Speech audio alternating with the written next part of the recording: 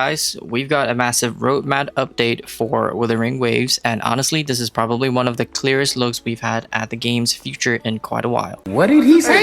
If you've been wondering who to save for when your favorite character might rerun or what's coming after version 3.6, today's video is going to cover everything. We're talking about the entire roadmap, starting from where we are right now, all the way into upcoming 4.0 versions. That include brand new characters, expected reruns, 2 possible SP characters, a collab that's been getting a lot of attention recently, and a whole lot more. Before we jump into everything, I wanted to do something special. Since the roadmap is absolutely packed with upcoming characters, I'm giving away 3 free Lunite subscriptions to help you guys save for upcoming characters, reruns, or weapons, or whatever it is that you're pulling for. All you have to do is like and sub and comment down below roadmap to enter this giveaway. Winners will be announced 2 weeks from now, so without further ado, let's get straight into the roadmap. Let's start with where we are currently. Everything up until version 3.6 is pretty much official information at this point. Right now, we're in the second half of version 3.5, and once this phase ends on August 19th, we'll officially move into version 3.6. Now, the new characters themselves are already confirmed, while the reruns are still expected and should be officially confirmed during the upcoming livestream. For phase 1, we're getting Qingxiao, the brand new 5-star arrow sword main DPS. As for the reruns currently expected alongside her, we have denia, who looks like she's going to be one of Qingxiao's strongest teammate right from launch. Then moving into phase 2,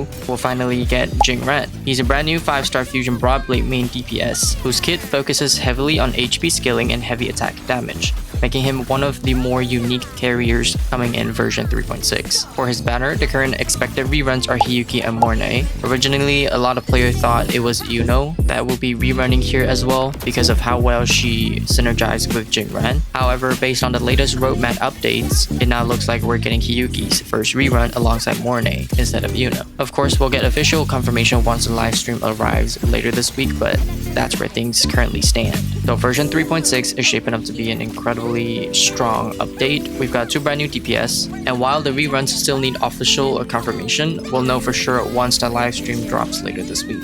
But that's only the beginning, because once version 3.6 is over, that's where things start getting really interesting. So let's talk about version 3.7. Version 3.7 is where things start to get really exciting. Right now, Fox Lady is expected to be the featured 5-star character, and honestly, she could end up being one of the biggest releases we've seen in the entire storyline. For anyone who hasn't been keeping up with the lore, Fox Lady is the Sentinel herself, which already makes her one of the most significant characters we've had from a story perspective alone. As for her gameplay, here's what the current information is pointing towards. She's expected to be an Electro Rectifier main DPS, but that's really just the surface. The bigger point is that she's rumored to have a dual mode combat system, along with an entirely new mechanic currently being referred as tuning. Now, this isn't the same tune break system we've already had and is familiar with. From everything that's currently being reported, tuning looks like it's going to be a completely new gameplay mechanic introduced alongside version 3.7, which could make her playstyle feel very different from anything we've had so far. And on top of that, Fox Lady is also expected to make use of Electro Flare mechanics while combining high mobility, massive AoE attacks, and incredibly strong burst damage. I've even seen quite a few players compare her to Amos, not because the 2 characters actually play the same, but because many people believe Fox Lady could be the next major Electro hyper carry with a dual mode playstyle, filling a similar role to Electro teams. At the moment, she's also expected to be the only brand new character arriving in version 3.7, with the remainder banners likely being reruns. Now, whatever that stays the same obviously depends on the future announcements, but that's what roadmap is currently suggesting. After that, we move into version 3.8, and this is actually where I've noticed a lot of roadmap discussion getting things wrong. A lot of people has been assuming that Suoming would release alongside Fox Lady in version 3.7, but based on the latest information, it looks like Kuro is planning to separate these 2 releases instead. Honestly, it would make a lot of sense. Giving Fox Lady her own update allows her to take the spotlight without competing against another major new character, while also spacing out some of the biggest release before we eventually move into the 4.x cycle. Now let's talk about Suoming herself. She's currently expected to be a 5-star Havoc Rectifier support, with her kit focusing especially on Echo skill DPS teams. Instead of acting as another traditional main DPS, she's expected to provide things like Echo skill buffs, damage amp, healing, additional team utility. In other words, she's designed to support characters whose damage revolves around their Echo skills, rather than becoming the main damage dealer herself. That also means that she could end up being one of the characters whose value continues to grow over time, as more Echo skill focused DPS like Prolova get released throughout the 4.x versions. Supports like Suoming naturally becomes a more valuable unit.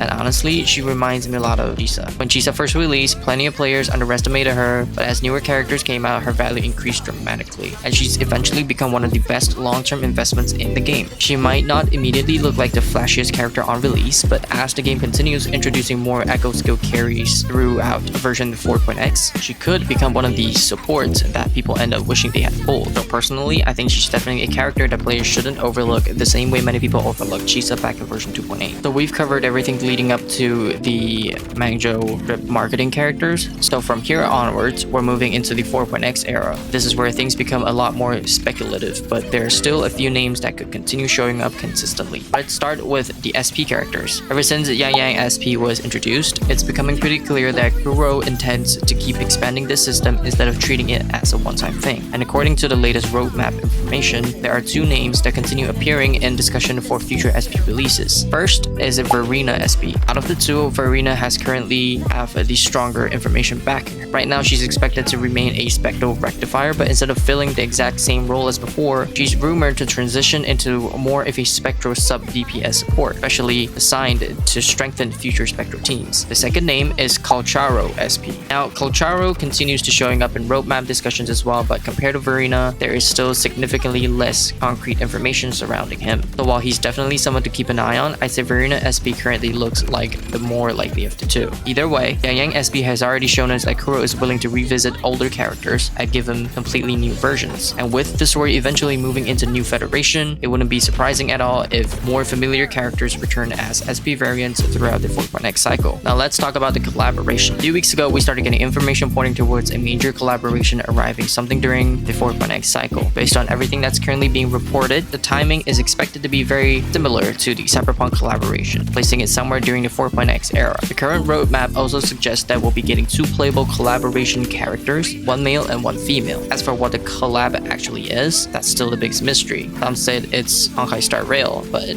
I don't know. Right now, all the information points towards it being a very classic and long-running Japanese IP, but nothing has been officially confirmed yet. So until Kuro makes an announcement themselves, it's definitely something we should treat as speculation. As for when it can happen, the earliest estimates currently place it somewhere between version 4.2 and version 4.4, so that's definitely something worth keeping an eye on next year. This roadmap is honestly looking incredibly exciting. Version 3.6 brings us two brand new main DPS characters. Then after that, version 3.7 and 3.8 continues introducing major new additions with Fox Lady and Suoming, while also setting the stage for everything coming into 4.x cycle. And beyond that, we've got potential SP characters, a major collaboration, and everything else that's expected to arrive as Wuthering Waves moves further into version 4.x. So now I want to hear from you guys. Which upcoming character are you saving for the most? Let me know down in the comments because I'm really curious to see who everyone's planning to pull. And if you've enjoyed today's video, please leave a like and sub, and don't forget about the giveaway. Comment roadmap to enter, and 2 weeks from now, I'll be announcing the winner. Anyway, thanks for watching, and I'll see y'all in the next one.